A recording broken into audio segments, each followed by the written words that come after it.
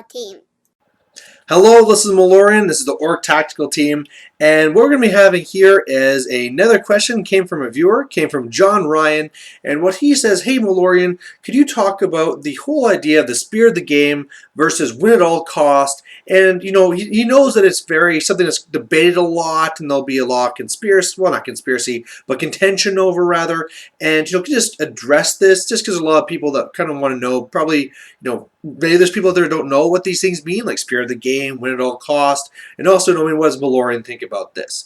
Well, really the way that I tackle this is that you first have to understand that your way of thinking isn't always the best way of thinking. People go into a game for various issues. Like, sure, if you're walking into something, you want to have fun. You want to get what you want to get out of it.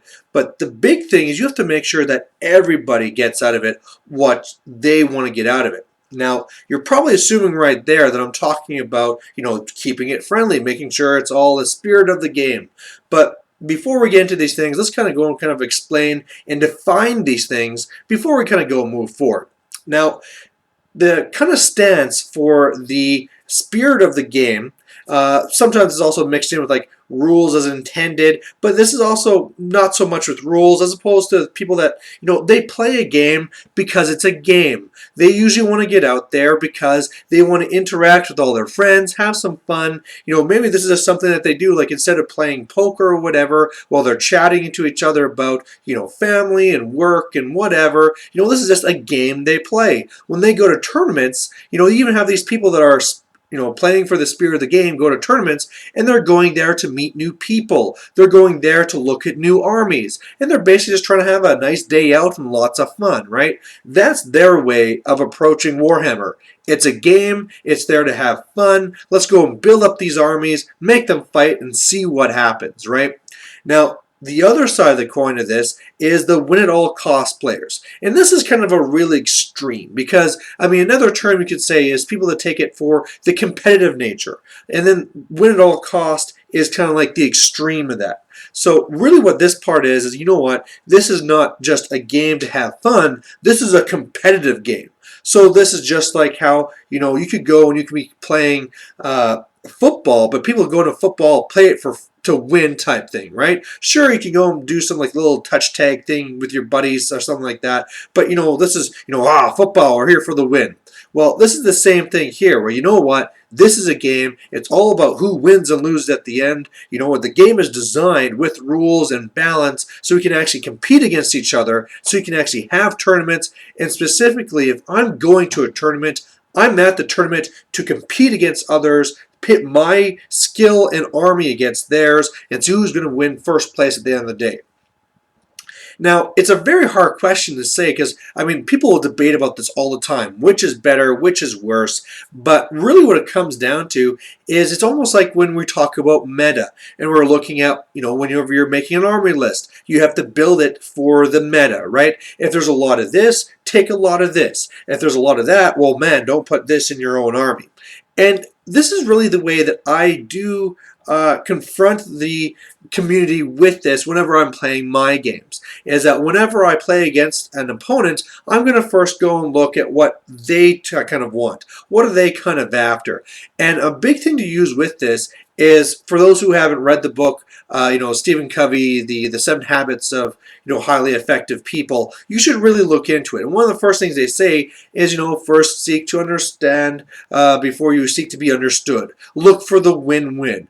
And basically it talks about how people go through stages. And first of all, they're just trying to get things for themselves, and then you look for the win-win, and then after that you're really trying to work together to make it the best experience possible. And that's really how I kind of come at it with the Warhammer. I'm not always at it to just say like, I'm going to go in there and I'm going to crush face. Sure, I'm going to be honest, and sometimes I do. The odd times, like, I've been either losing a lot of games or I'm making a battle report and I want to prove that this theory works. I'm going to take this and I'm just going to smash it at them.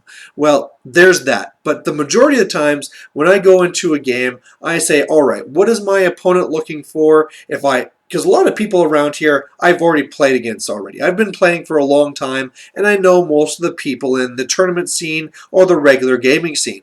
And I know that this guy here, he's a very competitive player.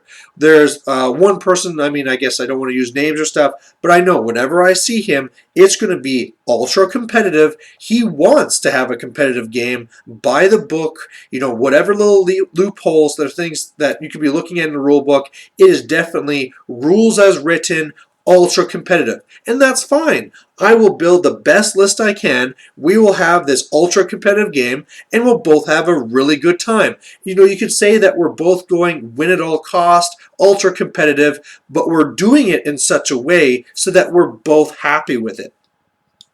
The other part here too is if I'm playing in something else where I know, they're really looking for a very relaxed game, right? They want something that's just going to be fun. They're trying to get out. They have their models that maybe they're mainly a painter. They want to see how these models that they spent 2 years painting will actually do on the battlefield. They maybe play 1 or 2 games a year. If I'm playing against them, I'm not going to go and crush them. I'm going to go and I'm going to take a more, friendly army. Or if it's even a kind of same army I have, I'm not going to go and cram up their face. We're going to, take our time and have more fun with it, right? And so that's how you really have this balance. Now, of course, this gets a lot more complicated when you get to a tournament where you don't always have this sort of thing, especially if you don't have people that are, say, like at that later stages of the 7 habits where they're actually trying to figure out what's the win-win between us, how can we make this the best experience. Really, it's straight up a person like, you have one guy saying, hey, you know what, I'm here to kick ass and I'm just going to destroy you, get my 20-0, move on. And the other guy saying, hey, what's your name? That's a nice army. Clearly these guys, if that's the way they're coming to it, they're going to have a bad time. The person that's in there for the more spirit of the game is going to say, you know what, this game was horrible. I did not have fun. I did not really make a new friend. This was a waste of the time. Meanwhile, the competitive player is saying, man, this was a joke. I come in here hoping for some competition and, I tabled the guy by turn 3. Like, this was just a waste of my time. Now I'm sitting around here for 2 hours doing nothing. So neither of these people are really doing anything that's going to be making them enjoy it overall. Now, some people have talked about this in tournaments saying, well, that's why you should only have tournaments for people that are just the win at all costs. Make it as competitive as possible. Or there's the people who go the other way saying, we need to comp these tournaments in order to really make sure that these win at all cost players are really dulled down so that everybody can have fun. Well, the way that I really see this is that as long as the tournament's big enough, everybody can have fun. You can mix all these guys in, and especially if it's, larger numbers and more games, sure, your first game you might lose, if you got that bad matchup, whatever, didn't really have too much that fun game, guess what? You get 4 more games. The guy that's ultra competitive, he just got a 20-0. He's going to go up there and start facing other guys that got 20-0. The person that went in there to have fun and doesn't get a very good score is going to fall down the standings and play against somebody else that doesn't have a really good score, right? And then all of a sudden from then on, the ultra competitive guys, competitive games. The guys at the bottom, they're just trying to have fun and meet new friends and see new armies. They're doing that. And this is where a little bit of hypocrisy comes in. Because one of the things will be said is like, well, is this really fair? Because then this guy at the bottom that's coming here for fun, he has no chances to win any prizes. However, if you have this person that's making that argument, well then clearly they're a little bit more competitive than they're willing to say, because they're going in there wanting a shot at a trophy and to win, and at the same time they're not saying they're there to be competitive. So these are two things that you just have to say, like, you know what? Pick a side of the coin and go with it.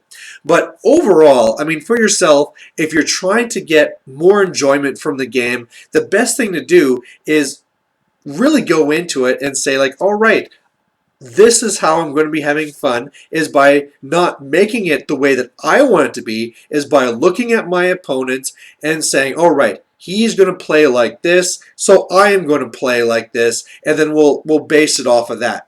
I know for my brother, we're basically both at that stage where, both of us will walk into it, and a lot of times, we can play the ultra competitive, we can play the silly and fun, and sometimes, a lot of the times, before a game, we'll say, like, all right, how competitive we're going to make this? And sometimes, like, well, know what, I'm trying to try out this really tough tournament army, so let's make this really serious. Or another time, Borgnine or whatever was like, no, what? Let's just have fun. Just bring whatever. We'll goof around and whatever it is, right? So it would be really good if you could try and instill that idea in yourself. Try and see that if you're not having fun, maybe it's because you need to have that balance with the opponent. And spread the word too. Talk to people in your groups and say like, hey, do you think this whole thing of Covey's 7 habits really applies to wargaming? How do you think that could actually make things more fun, right? And at the end of the day, you are going to have people that are going to be ultra competitive. You're going to have people that are going to be there for more of the spirit of the game. And you know what? They're going to be forming their own cliques too. So it's not just like in tournaments where naturally you filter out. It's also in regular society where the competitive people are going to be going after competitive people, and the people there just for the spirit of the game are going to be grouping together as well. So there you have it. I think the two groups can coexist. I don't think it should be a big debate. It's like debating what color is right, black or white. They both exist and they can both work together. So there you go. Thanks for watching. Bye.